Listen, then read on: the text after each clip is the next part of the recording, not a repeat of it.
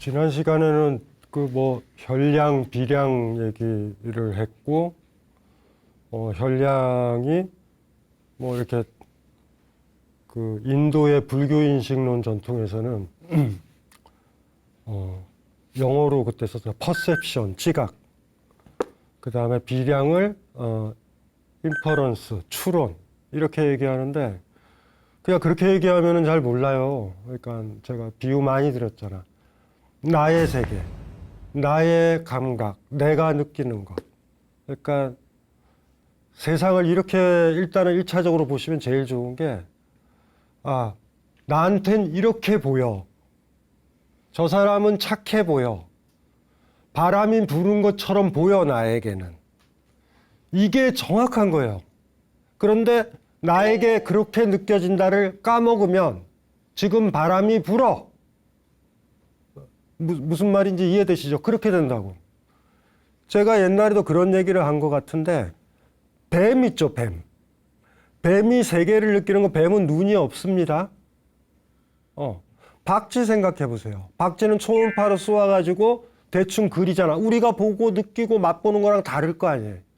그 마지막 뱀은 이렇게 대충 우리가 뭐 그 다큐멘터리나 뭐 내셔널 지오그래피 이렇게 보면은 적외선 카메라인 것처럼 열 감각이랑 후각 감각으로 세계를 구성한다고 그래. 그 마지막 뱀이 혹은 초음파로 세계를 느끼는 마지막 박쥐가 죽을 때 자기는 어떤 세계에서 죽는다고 생각을 해요? 그 세계에서 자기만 빠져나온다고 생각한다고. 그런데 자기이기 때문에 그 세계가 있었다는 걸 몰라.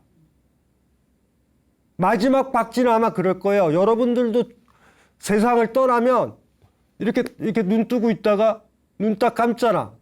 그러면 여러분이 죽거나 하면은 이 세계가 여러분이 지금 보고 있는 세계, 느끼고 있는 세계, 그 세계는 그대로 있고 자기만 빠진다고 생각을 해. 그런 세계는 없습니다. 여러분이 이 세상에 태어나면 느끼는 세계, 판단하는 세계가 열리는 거예요. 프랑스의 유명한 소설가죠. 잃어버린 시간을 찾아서를 쓴 마르셀 프루스트는 잃어버린 시간을 찾아서 이런 얘기를 해요. 한 생명이 태어나면 하나의 세계가 열린다.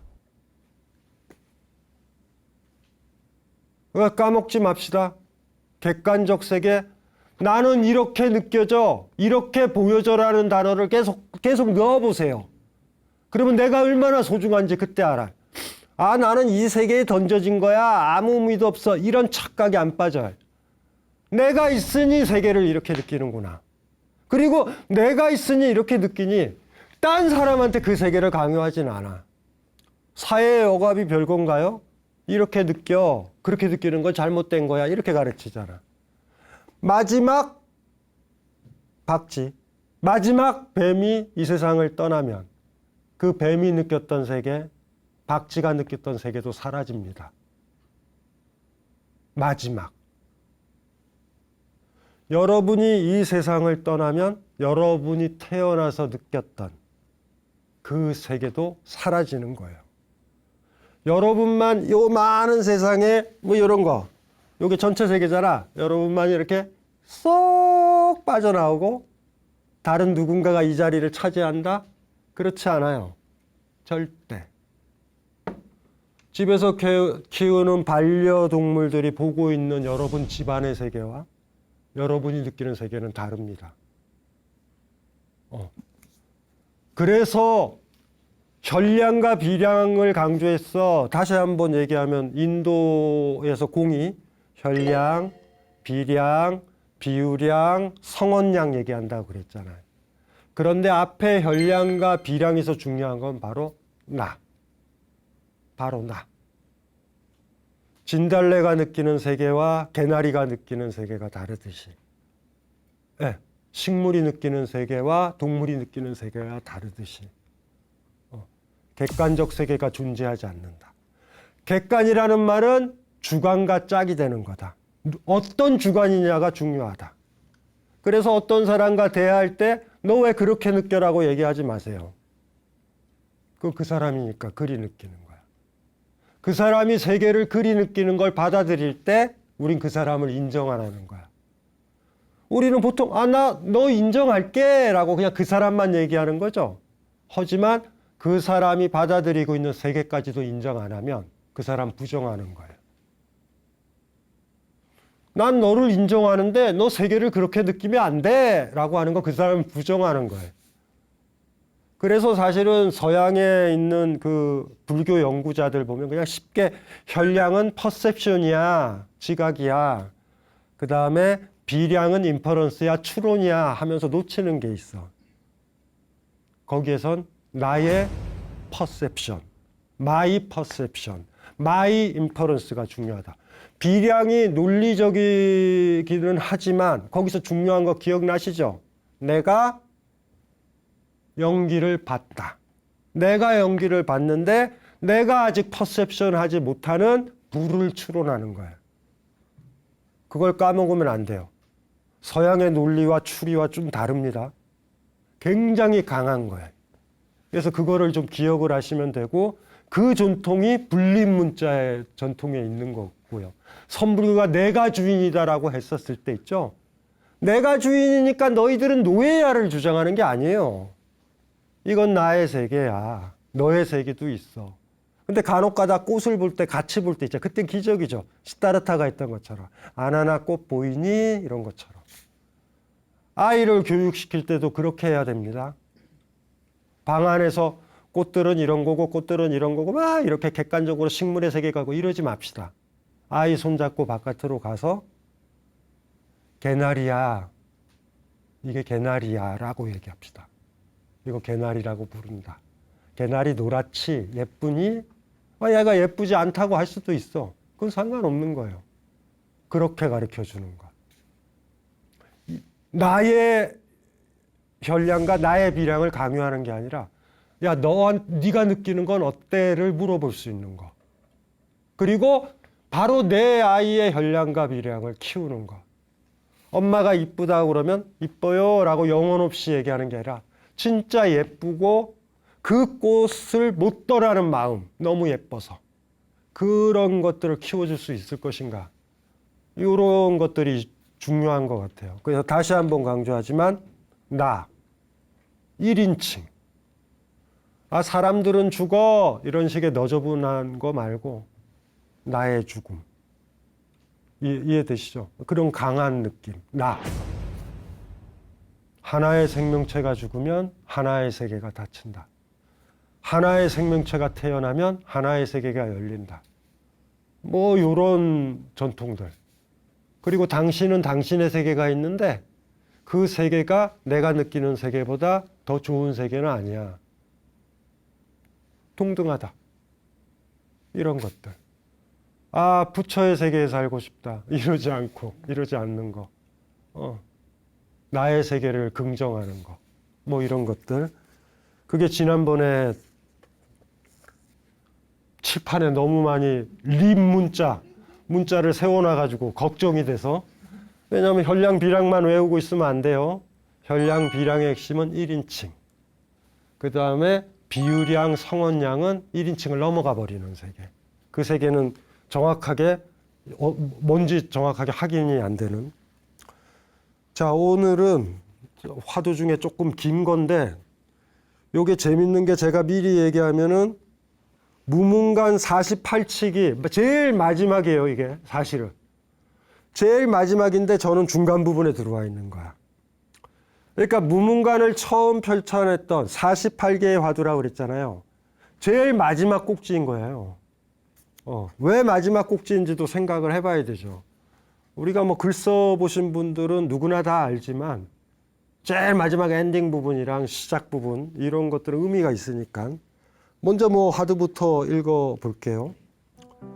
한 스님이 세계의 모든 부처들은 하나의 길로 열반문에 이른다고 하지만 도대체 그 하나의 길이 어디에 있는지 모르겠습니다 라고 묻자 건봉화상은 주장자를 들어 공중에 하나의 선을 긋고 말했다.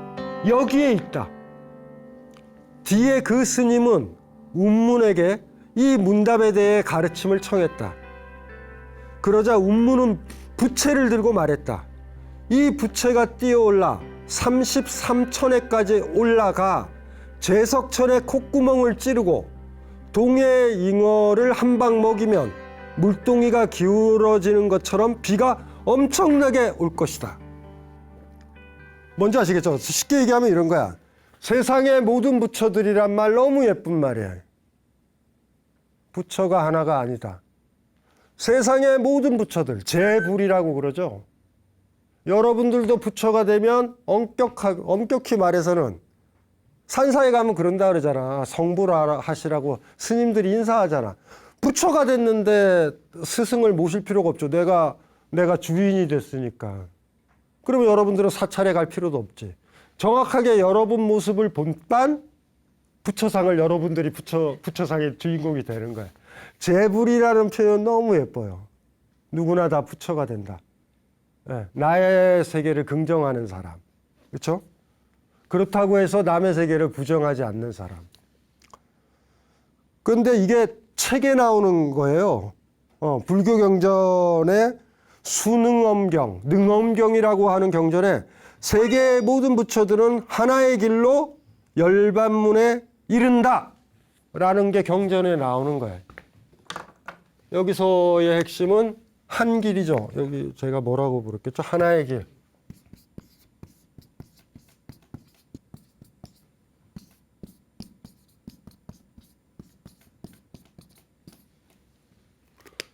능엄경이라는 경전에 이 구절이 나오는 거예요. 모든 부처들은 한 길로 열반문에 이르렀다. 부처가 됐다. 구절이 나온 거야. 이 경전을 읽어본 스님이 한 길만 찾으면 된다. 드디어 결론에 이른 거야. 근데 한 길이 뭐 얘기가 없어요. 그래서 물어봤더니 건봉화성이 주장자를 들고서 있죠. 손을 이렇게 걷을 수도 있고 이렇게 걷을 수도 있죠. 여기에 있다 한 길은. 이런 거야. 이건 또 무엇인가? 이거 뭐지? 왜냐하면 그 한 길을 알아야, 그 길을 걸어야 내가 부처가 되는데 이건 또 공중에 이건 또 뭐지? 또 고민에 빠지는 거야. 이건 또 뭐지? 그래서 운문 스님에게 또 물어본 거예요. 운문 스님한테. 내가 건봉 스님한테 이리 얘기했더니 이렇게 거버렸다. 이게 또 무슨 말이냐? 그게 한 길을 찾는 어떤 실마리일 것 같은데 이게 바로 내일 가서 바로 운문 스님한테 물어본 건 아닐 거야. 엄청나게 고민한 걸 거예요. 건봉 스님은 무슨 뜻에서 그렇게 얘기했지? 이걸 풀어야 돼. 한 길만 알면 돼. 그러면은 나도 부처가 돼. 막 이러는 건데 해결이 안 된 거야. 해결이 안 된 상태에서 운문 스님을 찾아간 거지. 딱. 그때 운문 스님이 어떻게 해요? 이 황당무계한 걸 봐. 불경이라든가 인도의 전통이죠. 천이 몇 겹이 이렇게 있고 그 천에 제일 그 신들의 최고의 천이기도 하면서 신들의 왕이 제석천이에요. 그랬더니 그때 운문 스님은 부채를 들고 있었나 봐. 이 부채가 뛰어올라.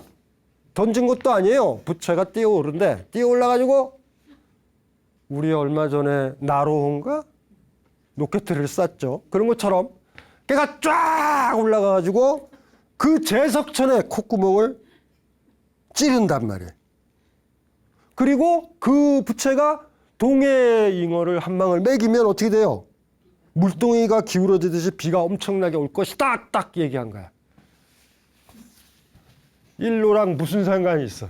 이거는 막 황당무계한 거죠. 뭐 이렇게 얘기를 한 거야. 왜 이 화두 건봉일로라는 건봉 스님이 말한 제48제 건봉일로 돼 있죠. 건봉이라는 스님이 말한 일로다, 한 길이다, 하나의 길이다. 요 화두가 48장에 들어가 있었을까? 요것도 오늘 조금 우리가 고민을 잠깐 해봐야 되는 거예요. 어떻게 생각해요? 요 일로가 뭐야? 일로. 하나의 길, 모든 사람이 걸을 수 있는 하나의 객관적이고 절대적인 길. 이걸 건봉 스님이 얘기를 했을까? 아니면 능엄경에서 그랬을까? 일로로 매진하면 그 한 길로 가게 되면 그 한 길, 열반에 이르고 깨달음에 이르고 부처가 되는 한 길이 있다라고 생각하는 게 문제예요. 지금 이 스님이. 그 말이 안 되는 거죠. 동양의 전통에서 장자에서 제가 좋아하는 말이 하나 있습니다. 이 구절 너무 좋아하죠.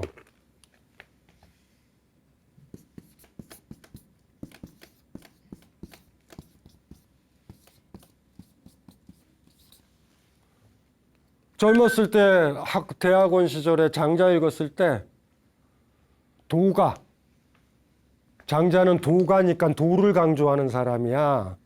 길거리에 아직도 있나요? 도에 관심이 있으신가요? 아직도 있어요? 그들이 일로 찾는 거랑 비슷한 거야. 일로 가르쳐 주겠다라는 건데. 그래서 장자도 도가인가 보다. 도를 강조했나 보다. 이렇게 제가 경전을 장자책을 계속 읽었어요. 소요유, 표현, 제물론. 이거 제물론에 나와. 성원양 기억나시죠? 해석하고 이러고 이 장자는 이렇게 독해야 돼. 이 사람 말만 듣고 밑줄을 쳐서 너무나 많이 주석서를 많이 봤어요. 얼마나 많겠어요. 지금까지 장자 봤던 사람이. 그런데 어느 날 심심해서 그 박사과정 정도 때는 장자를 너무 많이 읽어서 거의 외우다시피 했어요. 이 구절을 발견하고 깜짝 놀랐어요. 도를 찾았어. 도를 찾는 게 아니라 이렇게 얘기하잖아. 길은 걸어가야 이루어진다. 이건 도가 나중에 오는 거잖아. 내가 걸어가야 길이 이루어진다라는 게 도행지이성이에요. 근데 장자를 계속 도가야, 도가 철학자야, 도교야 이렇게 얘기했잖아. 이건 말도 안 되잖아. 네가 걸어가면 길이 된다? 네가 누구 흉내를 낼래? 누구 길을 걸을래? 그 길을 걸으면 그 사람의 노예가 되는 거지. 어떤 사람이 저쪽으로 가서 길이 뚫렸어. 그쪽으로 계속 가면 뭐가 나와요? 근데 장자가 이 얘기를 하는 거예요. 요 얘기를 보고서 장자를 다시 읽었더니 거의 대부분의 주석가가 다 틀렸다라는 걸 확인을 한 거예요. 얼마나 강력해. 걷지 않으면 길은 만들어지지 않는다. 산에 가면 등산로 있죠. 그 등산로가 원래 있었습니까? 누군가 걸으니까. 이해되시죠? 너무 강력한 거야. 그리고 걷는다라는 표현만 생각해도 살아서 건강하게 걸을 수 있는 사람이 먼저구나. 장자라는 사람은 그런 사람이구나. 도행지이성. 도는 나중에 온다. 걸어가야 길이 만들어진다. 우리는 어떻게 살아요? 이건 인간의 길이야. 이리 살아야 인간이야. 이리 살아야 엄마야. 예전에 유학 보면은 전형적으로 도가 먼저 있죠. 삼종지도 있잖아. 여자한테 주어진 거 태어나기도 전에 딸아이가 정신도 차리기 전에 정해져 있는 길이야. 어렸을 때는 아버지 말 따르고 결혼해서는 남편 말 따르고 남편도 혹 세상을 떠나면 아들 말 듣는다. 세 가지 따르는 거. 길이 있다. 그 뒤를 가는 거예요. 강하죠, 이게. 이 스님이 뭐를 물어봐요, 지금? 열반에 이르는 길이 있는데 그 한 길에 대해서 물어보잖아. 그 한 길을 물어본다고. 아이고. 10사람이 길을 가면 10가지의 길이 만들어져야 되는데 이제 스님 하나가 길을 걸어가면 또 10가지야. 그 다음에 스님이 가면은 내 스승은 10명 중에 이 사람이야. 그러면 그쪽으로 또 가. 그래서 아마 만들어지는지도 몰라요. 화엄종, 천퇴종. 없어. 내가 부처가 돼야 되는데 스님이라는 작자가, 부처가 되려는 작자가 일로를 찾고 있다. 공중에 이렇게 딱 긋는 거죠. 여기야 라고. 딱 그러니까 어이씨 이거 뭐야? 어디지? 우리는 이렇게 해석할 수도 있어요. 마음인가 보다. 요거 딱 그으면서. 그쵸? 무슨 말인지 알죠? 그건 네가 네 마음에 있어. 아니 지금 그러면 도행지성이랑 마찬가지잖아. 내가 길을 만든다는 건 뭐예요? 그곳에 가고자 함이라는 마음이 있고 내가 걸어가야 되잖아. 마음이 있어야 길이 열리지. 옛날에 노래들 중에서 있잖아요. 옛날에 죽은 김광석이가 노래지. 나는 너에게 이르는 길을 찾고 있어. 못 찾아요. 그 여자한테 이르면 길이 생긴다고. 그 일을 찾고 있어. 선배한테 물어보는 거지. 어떻게 하면 데이트를 할 수 있어요? 어떻게 하면 여자랑 키스할 수 있어요? 물어봐. 그러면 대답할 수 있겠지. 이렇게 해라. 향수를 쓰고 만난 걸 사주고 행복하게 하고 와인도 주고 이렇게 해라. 그 흉내 냈어. 선배가 하는 거잖아. 내가 하는 게 아니라. 그리고 그렇게 해가지고 나를 사귀게 된 그 여자도 문제가 있는 거예요. 황당한 거지, 서로. 아이고야, 갑갑한 거지. 그러니까 이게 복잡한 거죠. 다시 한번 돌아오면 이런 거예요. 모든 부처들이 하나의 길로, 일로로. 이 일로라는 말, 길로 부처가 됐는데 일로는 어딥니까? 라고 물어본 거야. 이 일로는 뭘까요? 그 모든 부처들은 어떤 걸까? 자기 길을 걸어간 거야. 일로는요, 하나의 길을 얘기하는 게 아니라 내 앞에 있는 길을 얘기하는 거야. 내가 다리가 잘린 수행자라면 다리 잘린 식으로. 우리 저 현량비랑 얘기했잖아. 우리 저 그거 물어볼게요. 나 안경 쓰고 있단 말이야. 이렇게 보고 있는 세계랑 안경 벗고 있는 세계랑 어떤 세계가 옳은 세계예요? 진짜 세계야? 안경의 세계는요, 세상에 맞춘 세계예요. 세상이 1.0에서 1.5로 글자 크기나 칠판 크기를 맞췄기 때문에 안경 안 쓰면 안 돼. 이게 맞나요? 이게 나의 세계야? 이게 나의 세계야. 어떤 게 진짜 시각의 세계야, 나한테는. 요거 한번 고민을 해보세요. 제가 그래서 처음에 얘기했잖아. 하나의 생명체가 태어나면 하나의 세계가 열린다. 우리 사회는 강요하는 거예요. 너희 1.0에 맞춰라고. 칠판 크기의 간격을 크게 하면 되는데. 칠판 크기 보면은 이렇게 선 그어져 있잖아, 학교에. 그대로 쓰잖아요? 그러면 몇몇 아이들은 안경점에 와서 안경을 맞춰야 돼. 이해되죠? 그 굉장히 폭력적인 거예요, 의외로. 이 일로라는 말을 착각을 하고 있는 거죠. 하나의 길이 있어. 그 길로 가면은 마치 에스컬레이터처럼 부처로 딱 되는 거야. 그런데 능엄경에서 얘기했거나 지금 여기에 나온 건봉이랑 운문스님은 알고 계시는 거야. 무슨 말인지 알죠? 그 일로라는 건 그런 게 아니다. 너의 길이다. 내 앞에 주어진 한 가지 길. 부모님을 여의고 살아가는, 부모님이 갑자기 돌아가신 사람이 살아가는 길은 부모님이 살아계신 사람이 살아가는 길과는 다르다. 사랑하는 사람과 살아가는 길은 홀로 살아가는 사람의 길과 다르다. 사랑하는 사람이 없는데도 사랑하는 사람이 있듯이 살아가는 거는 굉장히 황당한 거죠. 그 길은 내 앞에 하나가 있다. 남의 길이 아니라 내 길, 그 일로. 이것이 중요할 거예요. 후반부에게 운문스님이 얘기를 했잖아. 집착을 많이 하니까 내가. 일로를 찾으니까 더 황당하게 만든 거야. 집착하지 마라 이런 거야. 애가 뭐예요? 일로를 찾을 때도 엄두가 안 나게 그냥 만들어 버리니까 그냥 뻥뻥 친 거예요. 그냥. 제일 마지막 48칙에 이 무문가는 이걸로 나왔다고. 저는 이게 의미심장하다고 봐요. 지금까지 얘기 진지하게 봐서 나 무문간 통과했어 이렇게 생각하는 사람한테 재석전 콧구멍 찌르는 소리 하지 마라. 우리는 그런 걸 얘기한 게 아니다. 그러니까 나중에 황당무계한 저 얘기를 하는 거죠. 일로라는 건 말이야. 부채가 뛰어올라 재석전 콧구멍을 찌르고 잉어를 때려가지고 비가 오는 거야. 이래버리고 마른 거야 그냥. 딱 보면 이런 거죠. 일로를 찾는 사람한테 불가능한 얘기 아니에요.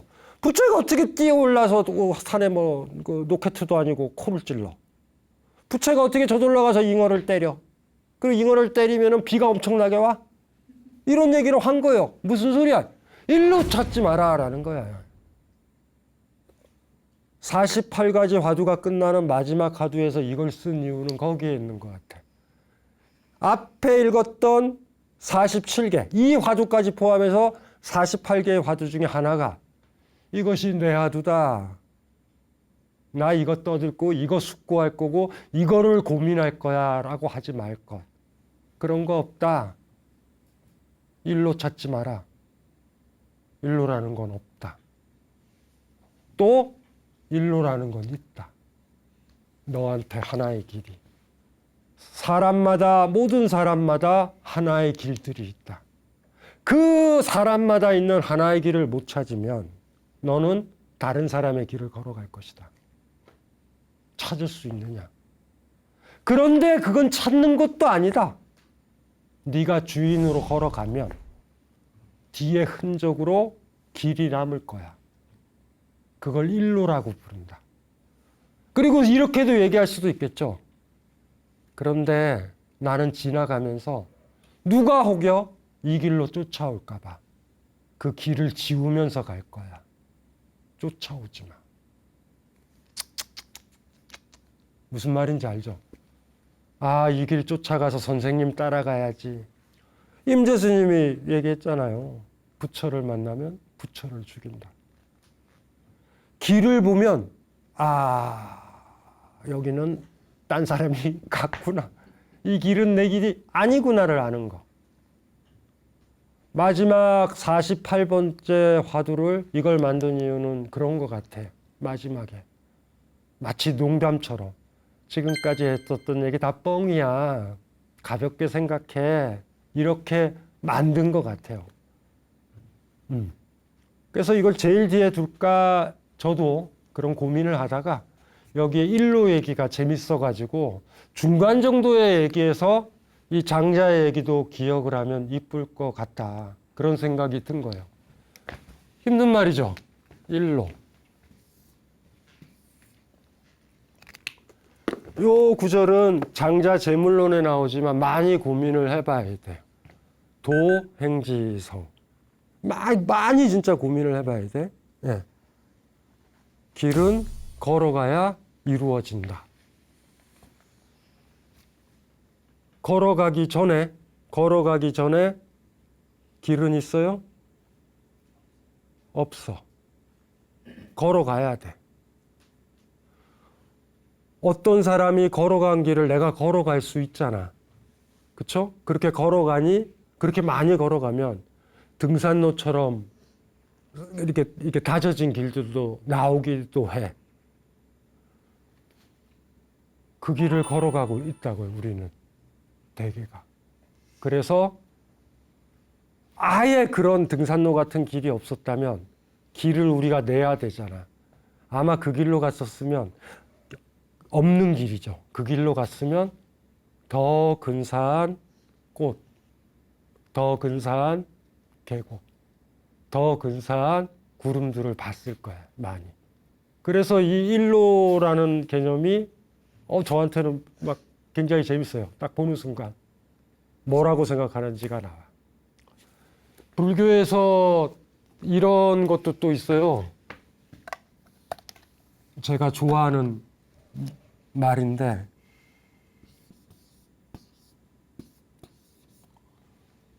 프라판차 이거를 뭐라고 읽냐면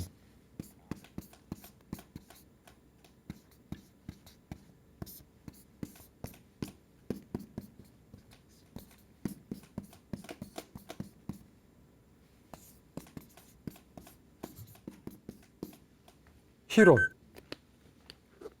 우리 한자로는 희론이라고 번역하고 제가 좋아하는 교종의 이론가죠. 나가르주나가 많이 쓰는 말이에요.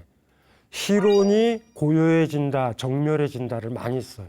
희론은 글자 그대로 뭐예요? 희론하는, 나의 삶을 비비꼬이게 하는 얘기예요. 희론은 어떻게 생기는 거냐면 제가 옛날에 얘기했죠. 번개가 친다 그 표현을 썼죠. 번개라는 언어 때문에 번개가 안 친다도 생각할 수도 있다. 아, 지금 번개 안 쳐. 비를 넣어도 돼요. 비가 온다, 비가 안 온다라는 말 써도 되죠. 비가 안 오는데, 근데 비가 안 온다 그러면 비가 어딘가 있는 것 같다는 느낌 들지 않아요? 그럴 때 희론이 생깁니다. 지금 비가 오냐 안 오냐, 뭐가 존재하냐 존재하지 않느냐 하면서 우리 사변을 복잡하게 만드는 걸 희론이라고 그래. 그래서 언어를 잘못 쓰게 되면 강신주라는 이 단어 때문에 저 국민학교 때도 강신주고요. 지금도 강신주잖아. 그때 강신주랑 제가 같습니까? 완전 달라요. 인연에 따라서 계속 변한단 말이에요. 작년에 왔던 눈과 올해 왔던 눈은 다르고요. 올해 핀 꽃과 작년에 핀 꽃은 다르단 말이에요. 그런데 그걸 강신주다라고 놓거나 벚꽃이라고 놓거나 이렇게 되면 복잡해져. 벚꽃이 다시 폈네 이래. 뭘 다시 펴요? 새로 핀 거야. 절대적으로. 그래서 세상이 다양한 인연에 의해서 인연화합으로 만들어진다라는 걸 가리게 되는 거. 이게 희론이라고 그래. 프라판차. 왜 제가 이 생각을 했냐면 마지막에 조롱하잖아. 부채가 뛰어오르고 막 희롱하고 더 복잡하게 만들죠. 이렇게 되면 그냥 비가 온다 안 온다 그 언어적 표현 때문에 안 와도 비가 있는 것 같고 사람이 죽어도 강신주가 죽어도 강신주에 해당하는 영혼이 있는 것 같고 이해되죠? 그럼 강신주는 다시 또 윤회에서 태어나는 것 같고 이런단 말이에요.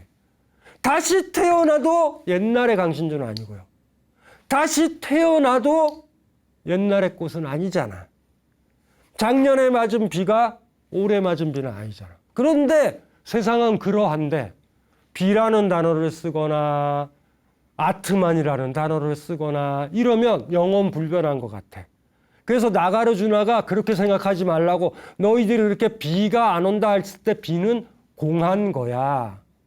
무의미한 거야. 없는 거야 라고 얘기하는 게 공이라는 의미예요. 그런데 지금 여기서 제자가 또 질문이 그렇잖아. 한기를 찾았잖아. 개념화하잖아. 한기를 개념화하죠. 그래서 건봉화상이랑 운문 스님이 했던 게 아예 그런 거야. 아예 그런 거 하나에 비에 집착하지 못하게 하려고 뻥을 더 많이 친 거야. 희론을 또 쓰신 것 같아. 그렇게 독해해도 돼요. 이 구절을.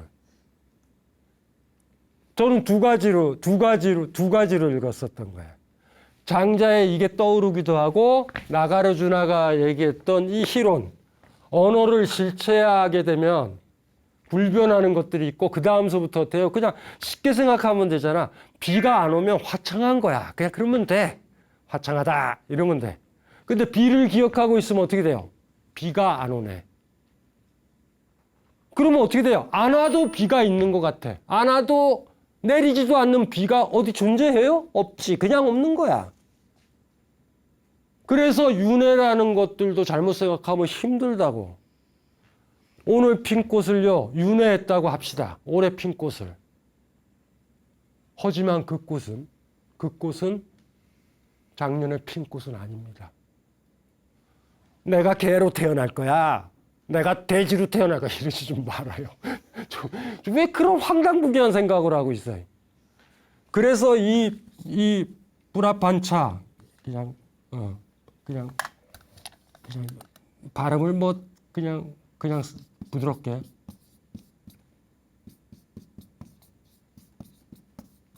흔히 말하는 이 희론이라는 거 요거를 머릿속에 기억을 해두면 되는 것 같아. 막 쓸데없이 비 온다 안 온다 온다 안 온다. 우리 저 부처님 얘기 옛날에 기억했잖아. 세계는 유한한가 유한하지 않는가 무한한가 막 이런 거 기억나시죠? 열애는 사후에 존재하는가 존재하지 않는가 막 이런 것들에 대해서 부처님이 침묵했다. 14가지로 침묵해. 왜 침묵을 했어요? 내가 말을 섞으면 질문한 사람은 더 사변에 빠진다고. 이 제자도 어떻게 했어요? 능언경에 나왔잖아. 모든 부처들은 일로로 그쵸? 한 길로 열반에 이르렀다. 그 구절 때문에 열반에 대해서 지금 생각하는 거 아니야? 일로 때문에. 그러니까 그걸 생각 못하게 해야 되잖아. 생각 못하게 하는 방법으로 그 건봉 스님이랑 운문 스님이 하고 있는데 운문 스님의 방법이 재밌다라는 거예요. 오히려 희론을 쓰는 거야. 진짜 글자 그대로 장난치는 거야. 일로를 얘기했더니 이건 또 뭔 소리야. 뜬금없는 희롱하는 얘기를 하신 거야.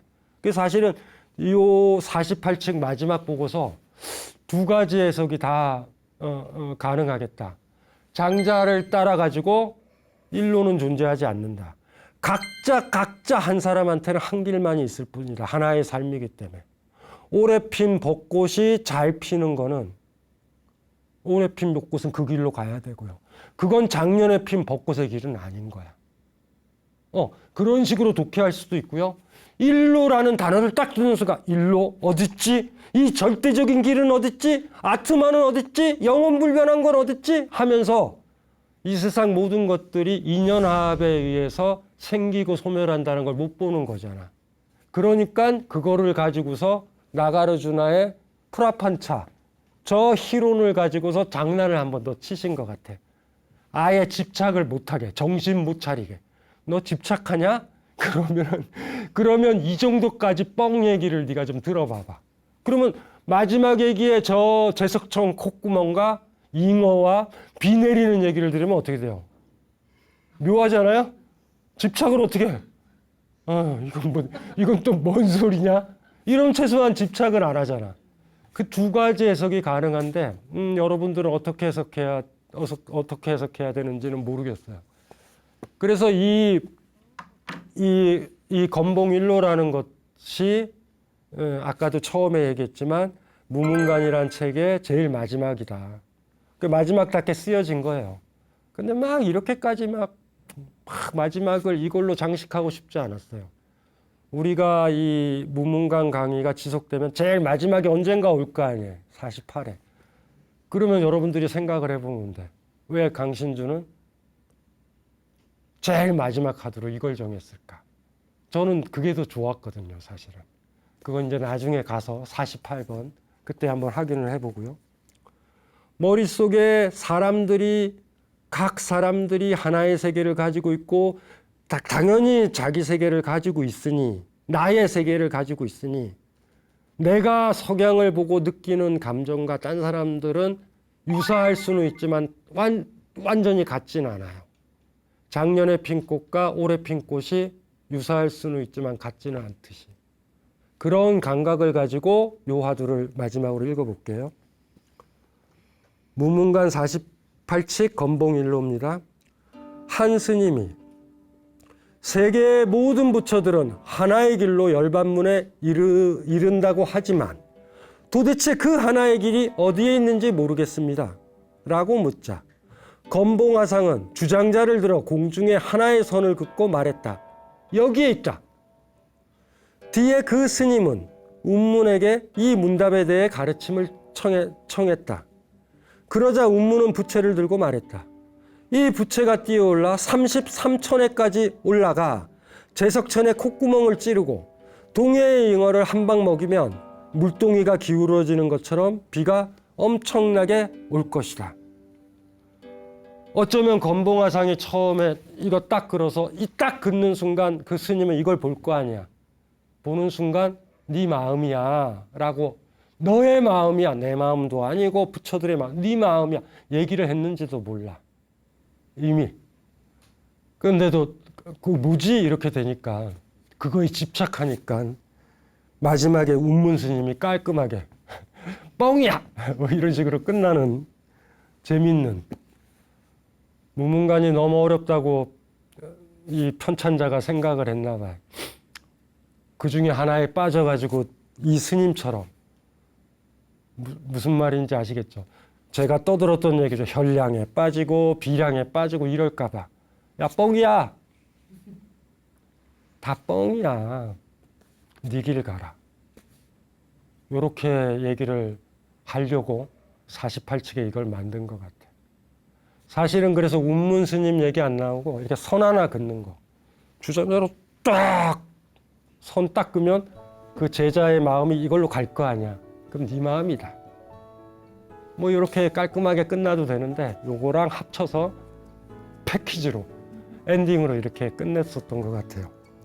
그래서 이 프라판차라는 거, 그 다음에 장자의 도행지성 요걸 좀 기억을 하면 이 48번째 하두는 뭐 그렇게 어렵지 않을 것 같다라는 생각을 해요. 예, 다음 시간에 뵙겠습니다.